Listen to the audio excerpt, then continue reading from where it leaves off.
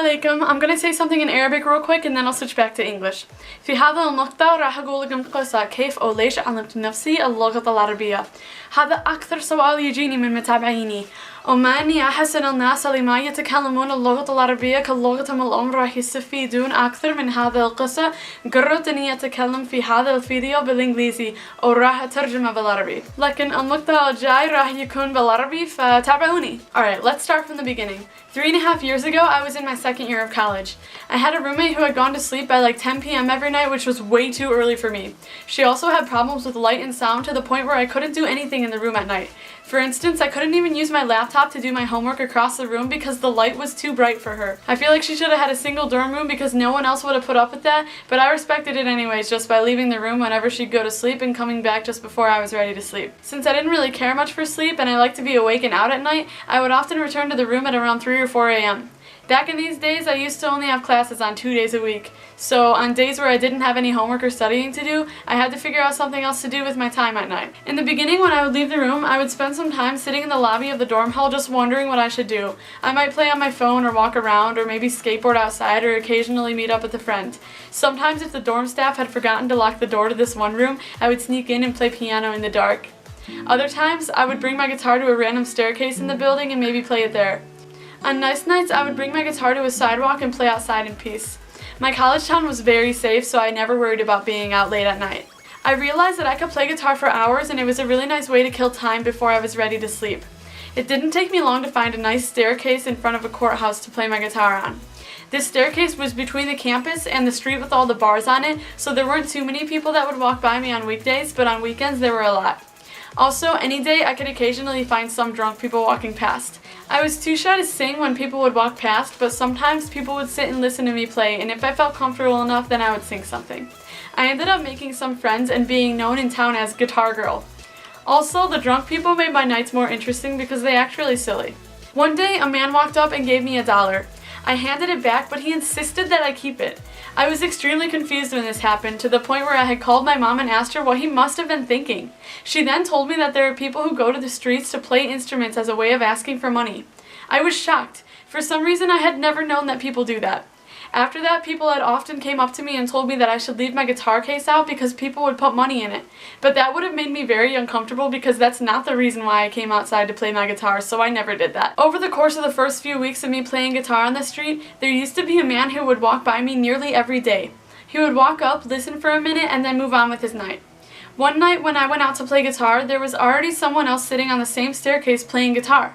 I asked if I could play with him and he accepted, so I sat down and we played. We sang about people walking by and it was really fun.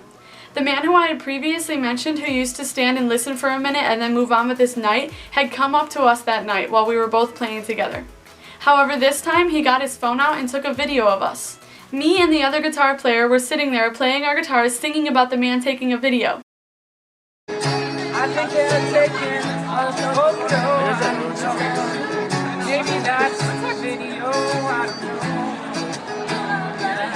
I guess I'll find out later if I'm famous on YouTube. Oh yeah. 5 million hits for this shit. I really doubt it. He took his video and went on with his night. Another day, a week or so later, I was playing on that staircase in my spot, and the man who had taken a video had walked up and said, "You, phone?" So I gave him my phone. He downloaded WhatsApp, took my number, and sent me the video from the week before. I asked him what language he speaks, and he said Arabic. He was Arab, and his name is Khalid al-Shamri. He asked for my name and wrote it in my iPhone notes. That was the first word I had ever seen in Arabic. After that, he went on with his night again, and we didn't text or talk or anything. A month or so later, I had gone to a different spot of the street to play my guitar at one night. It was closer to the bars, and there were a decent amount of people out and walking by. An acquaintance of mine had stood next to me for a while. While I was playing guitar, standing next to him, Khalid had walked up to us, listened for a minute, and then said, you guys, hookah bar? So I turned to my friend and was like, do you smoke? And he was like, no, do you? And I was like, no, do you want to go anyways? And he was like, sure, why not? So the three of us went to the hookah bar. Upon entering, Khalid had introduced us to his other Arab friends and told them that I was going to play guitar for them, so I did and they enjoyed it. From this night on, I had switched my nightly routine from going to the street with my guitar to going to the hookah bar with my guitar. I would go to the hookah bar with my guitar almost every night and play for the Arabs.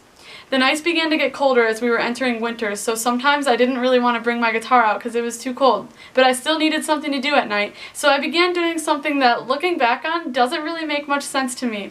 I began going to the hookah bar almost every night, sitting next to a group of Arabs who smoke hookah when I don't even smoke.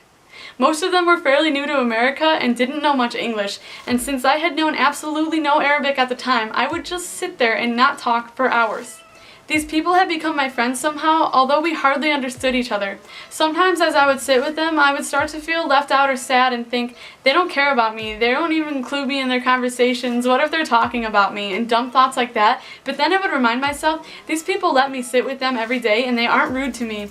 They say hello to people walking by, offer them tea or a hit off their hookah, and they laugh a lot. I feel like these are really nice people. So most of the time, I would look at their body language and listen to their voices and just wonder what they're talking about.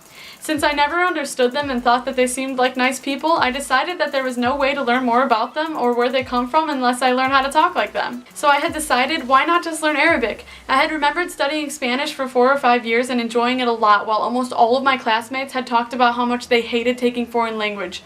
Also, almost every Spanish teacher that I had told me that I must have some sort of gift in learning languages because I had the highest test scores in all their classes and things came to me really quickly and easily while learning. So it was then my mission to teach myself Arabic. Coincidentally, around this time, my sister had told me about a free app that teaches very basics of a ton of languages.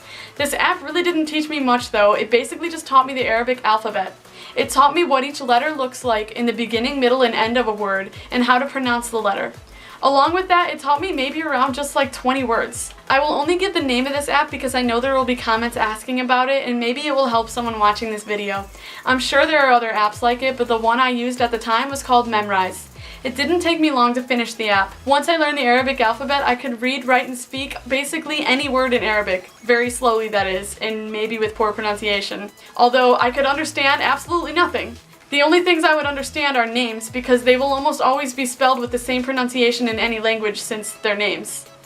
The next step I took to teaching myself Arabic was asking my friends how to say things in Arabic. I never took an Arabic class, I never used the internet as a learning source such as watching videos, reading things online, etc. I never read any books to help me learn. Literally, the only thing I did after using the app to learn the Arabic alphabet was ask the question, how do you say in Arabic? I have probably asked this question over 1,000 times by now. Over the course of the last 3.5 years, I have acquired hundreds of Arab friends and immersed myself in Arab culture, and I love Arabic. I love Arabs. Arabs are interesting, most of them are nice, fun to be with, and they like me too. Granted, my family and American friends think it's weird that I like Arabic and Arabs as much as I do, but I can't help it. I hope you enjoyed my video and be sure to subscribe and turn on post notifications so that you can be notified when I upload new videos. My videos will be in either Arabic or English and I will try my best to put subtitles on them so that you could understand. Thanks for watching and I'll see you in the next video. Yalla, ma'asalama, bye!